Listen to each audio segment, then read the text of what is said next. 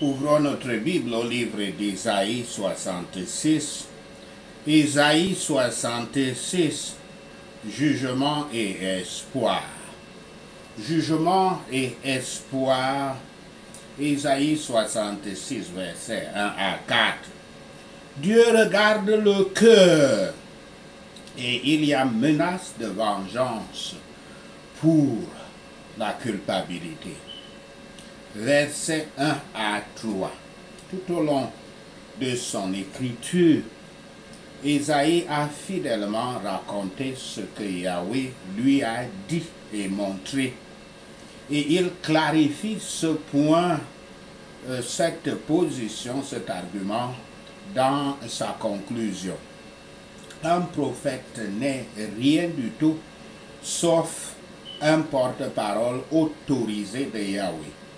Yahweh, l'orateur dans cette section, a le paradis comme son trône et la terre comme son marchepied.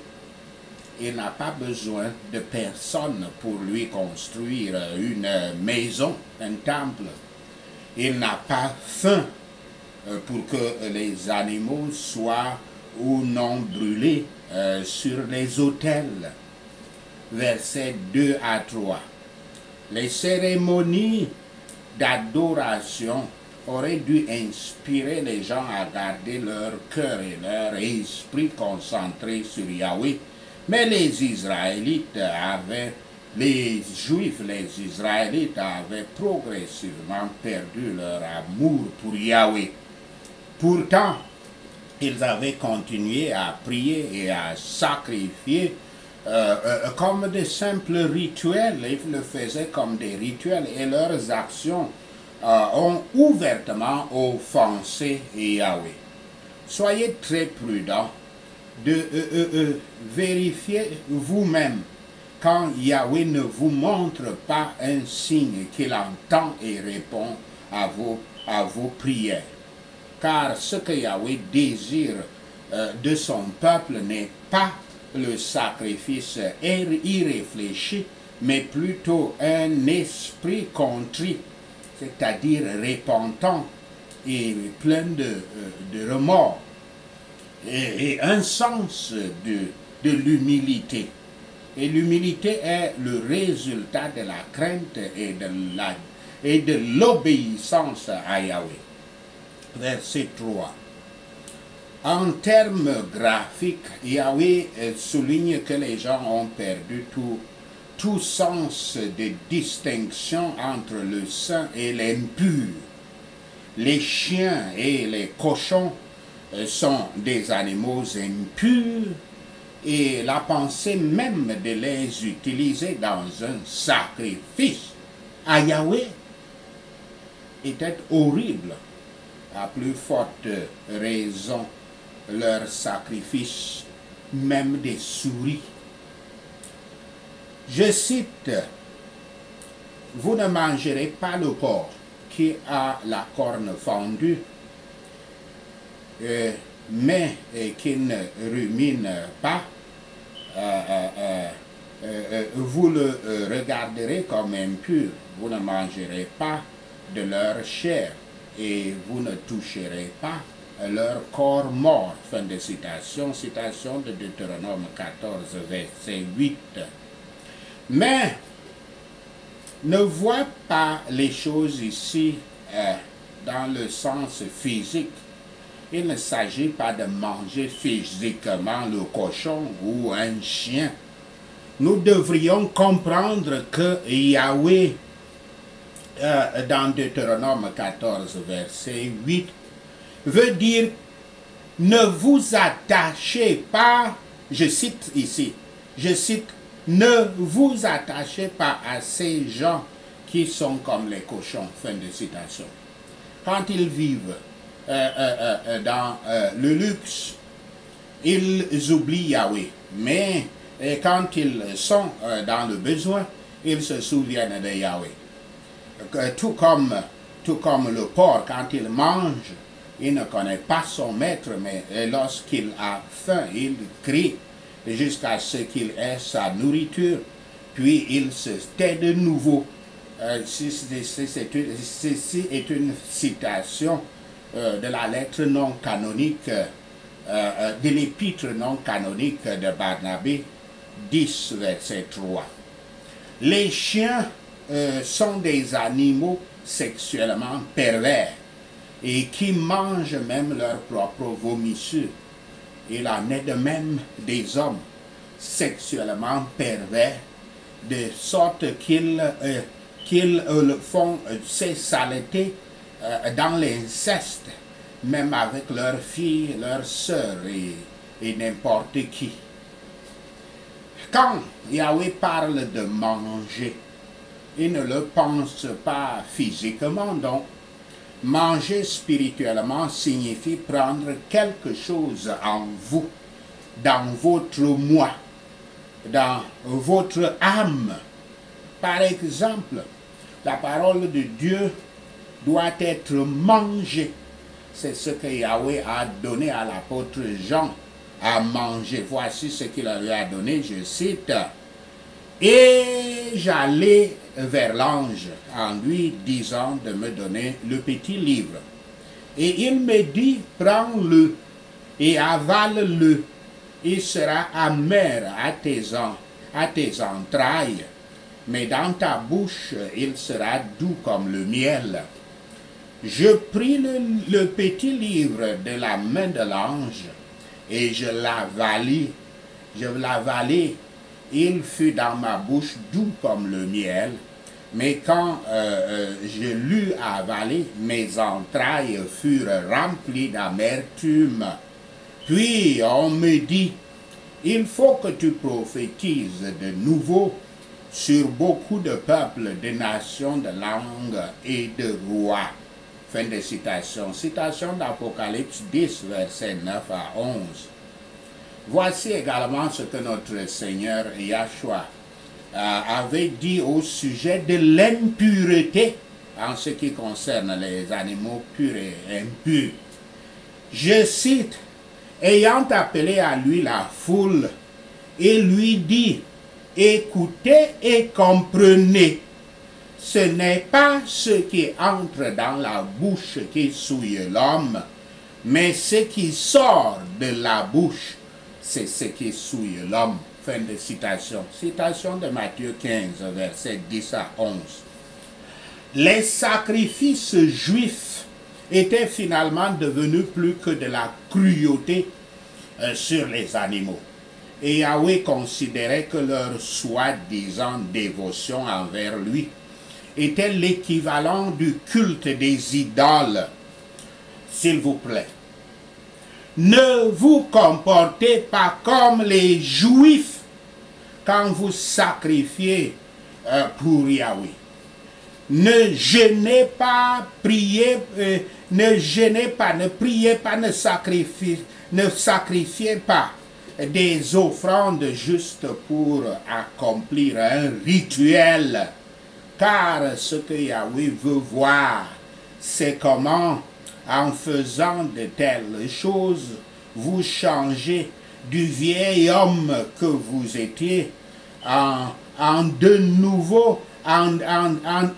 né de nouveau en Christ que vous voulez être.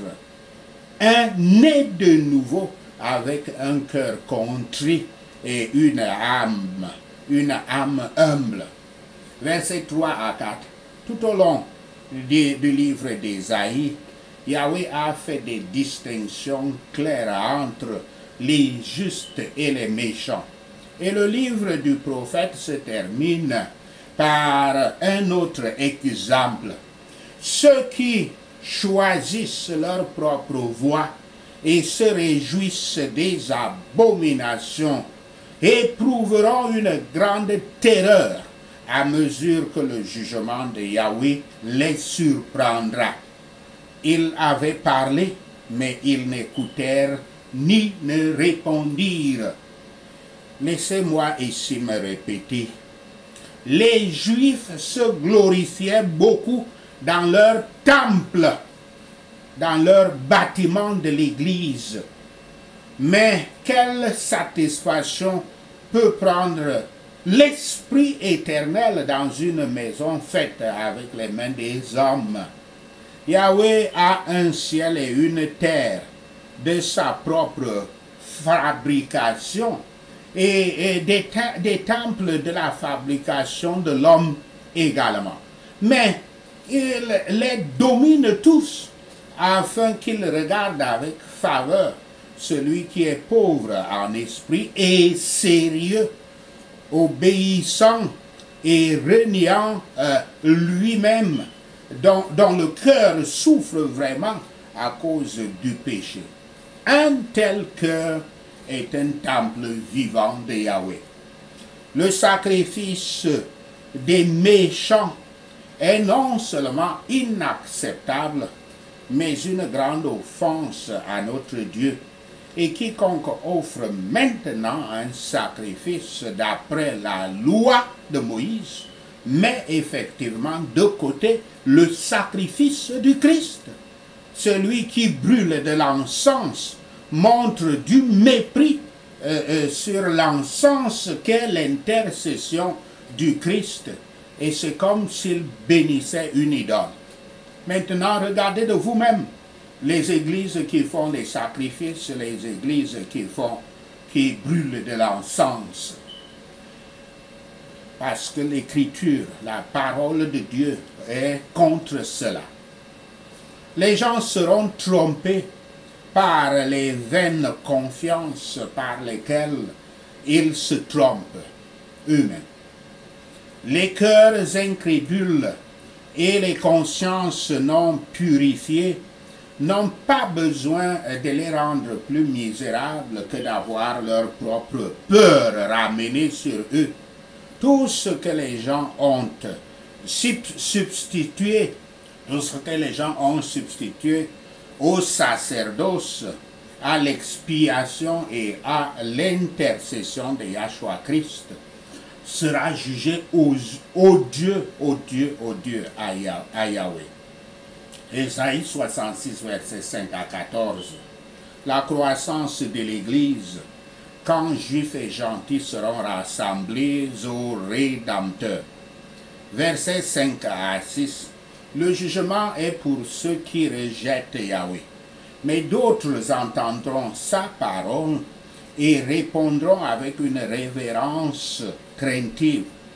Les obéissants étaient détestés, moqués et méprisés par les méchants. Pourtant, Yahweh avait vu et entendu tout, et ils seront punis pour le mal qui a été fait. Versets 11 à 12. Les fidèles ont une surprise. Yahweh renouvellera sa terre et son peuple, et ce sera à la fois soudain et délicieux.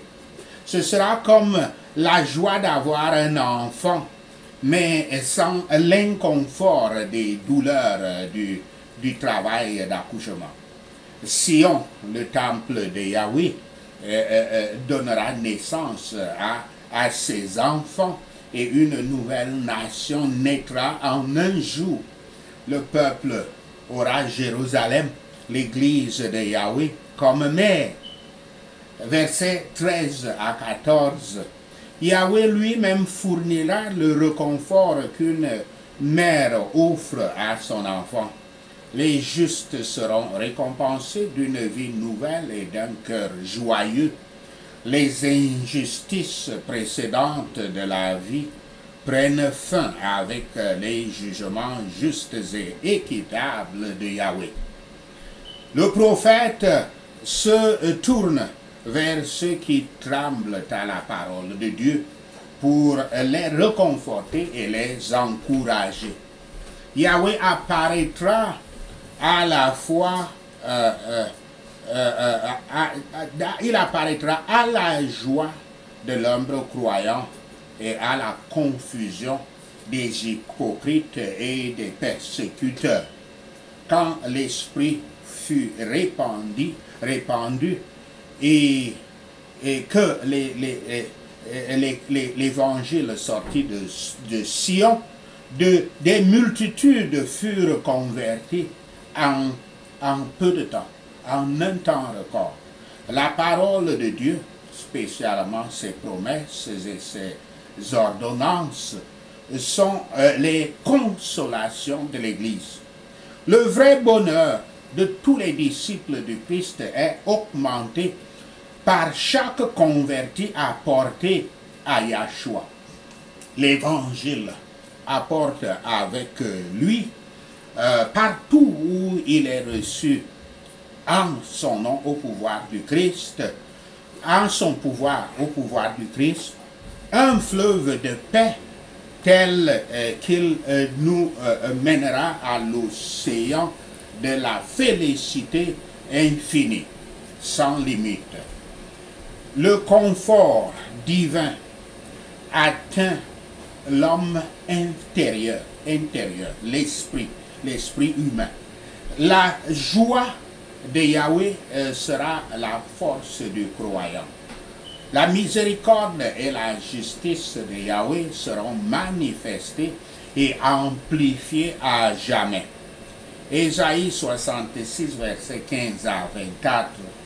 Tout ennemi de l'Église sera détruit et la ruine finale du peuple impie sera constatée. Versets 15 à 16. Yahweh viendra avec le feu et l'épée dans son jugement. Sa fureur et son jugement seront généralisés.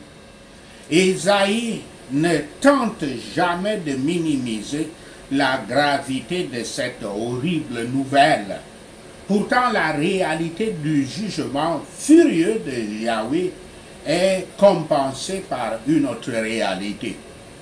Versets 18 à 21. Quand Jérusalem, l'Église, sera rétablie, la grâce et la miséricorde de Yahweh s'étendront à toutes les nations, pas seulement aux Juifs.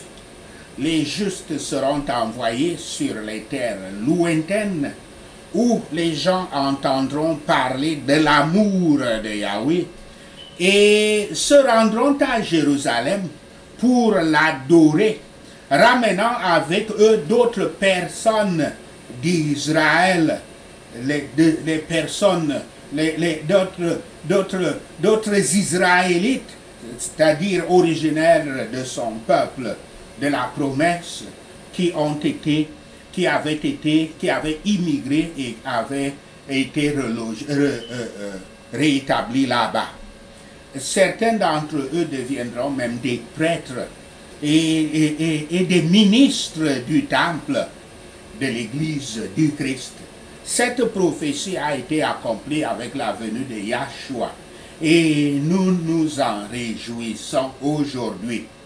Écoutez, quand le Père Yahweh dit au verset 21, je cite, « Je choisirai aussi certains d'entre eux pour être prêtres et lévites », fin de citation, il ne fait aucune différence entre les hommes et les femmes, ce que font certaines de nos églises du monde et qui disent que les femmes ne peuvent pas être ministres des églises.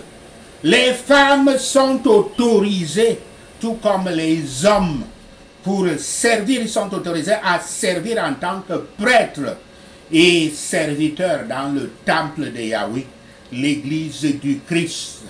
Prenez-le dans ce verset 21 du livre d'Ésaïe 66 et que aucune autre doctrine d'église ne cesse de vous tromper en vous faisant entendre cette discrimination qui a été établie par certaines églises qui s'appellent chrétiennes et qui n'ont pas la présence du Saint-Esprit pour leur expliquer les Écritures saintes. Versets 22 à 24. Dans son appel initial à Abraham de quitter Our et d'aller dans une terre encore non révélée, Yahweh avait promis que tous les peuples de la terre seraient bénis par la grande nation qu'Abraham deviendrait. Cela est dit dans Genèse 12, verset 1 à 13.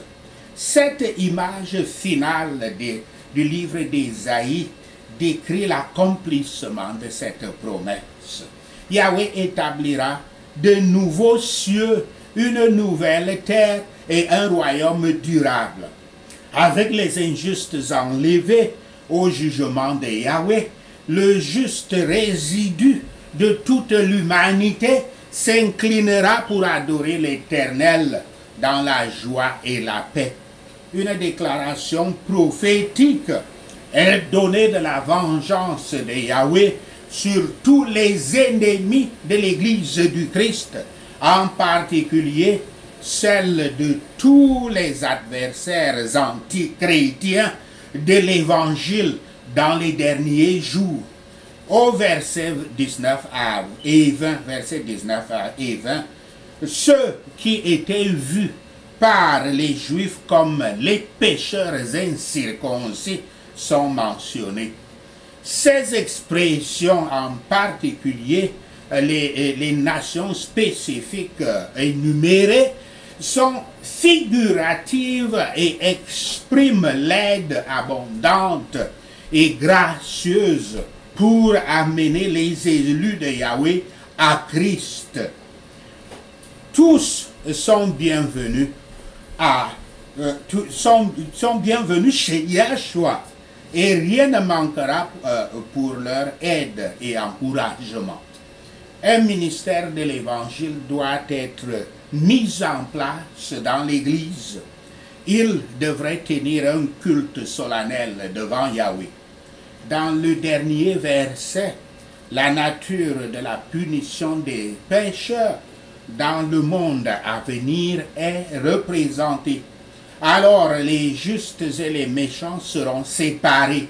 Notre Sauveur applique ceci à la misère éternelle et au tourment des pécheurs impénitents dans l'état futur.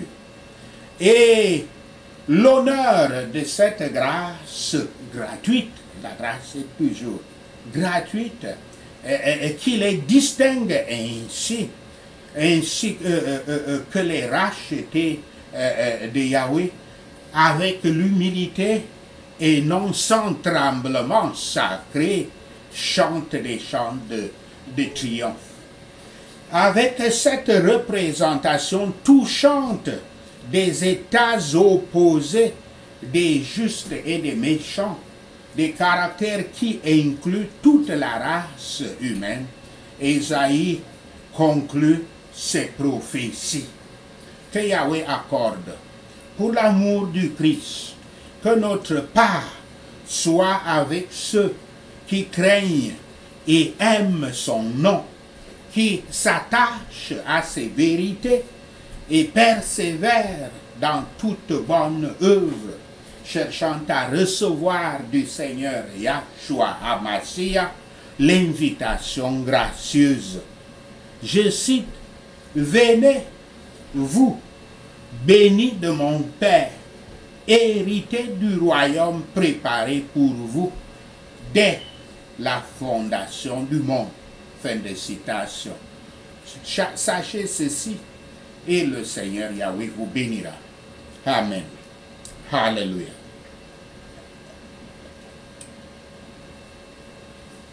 Prenons ces points de prière. Prions Ésaïe 66. Le ciel est le trône de Yahweh, et la terre est son marchepied, au nom de Yahshua le Messie. Il n'y a pas de maison que Yahweh puisse construire qui vaille le lieu de repos de Yahweh, au nom de Yahshua le Messie. Car la main de Yahweh a fait toutes ces choses, et ainsi elles sont apparues au nom de Yahshua le Messie.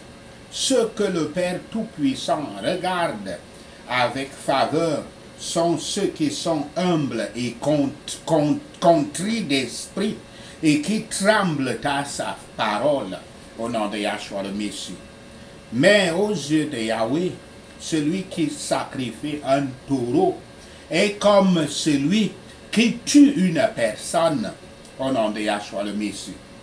Aux yeux de l'Éternel, quiconque offre un agneau est comme celui qui brise le cou d'un chien au nom de Yahshua le Messie. Aux yeux de Yahweh, celui qui fait une offrande de grain est comme celui qui présente le sang du cochon au nom de Yahshua le Messie. Aux yeux de l'Éternel, quiconque brûle l'encens mémorial est comme celui qui adore une idole au nom de Yahshua le Messie. Ceux qui ont choisi leur propre voie, Yahweh choisit aussi, Père Yahweh choisit aussi un traitement